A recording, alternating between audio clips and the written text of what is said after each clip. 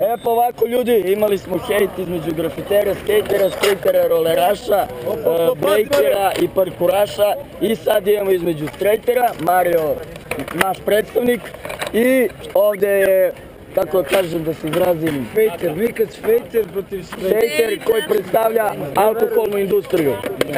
Kope, ajmo, zim zanzum koji ide prvi freestyle. Da se reše neki stvari između skejta i skejta. Dobro, ajde ti prvi. Zim zanzum koji će prvi. Znači, Branja, napadni pivo. Ja volim da imamo ovdje izazov imamo ovdje. Ajde Mario, napadni pivo. Idemo, beatbox. A vi se znate u igranice, ali ne veze. Mora preko veze za strejt. Ja hoću da sednem. Bolje tajski, bolje beatbox. Ajde, čuje se, tu sam ja. Ajde, Ja više kidam kad sedim pored scene. Ajde.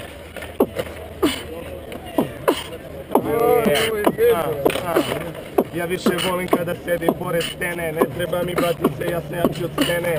Dođi da vidiš, ovdje nema zebancije. Dođi da vidiš kako lakam bez tolerancije.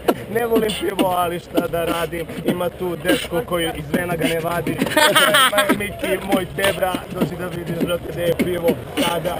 Ekstra, brate, stvarno kaže pivo, a brate, nisi uopšte ti moj nivo. Volim da popio, brate, i vino, i rakiju, i brate, odmah ko prosino. Stari, uopšte ja ne laže. Volim da ločim i da se utočim i uvek neku dobru rimu posle toga sročim. Ljudi, mislim da je jasno, ali evo...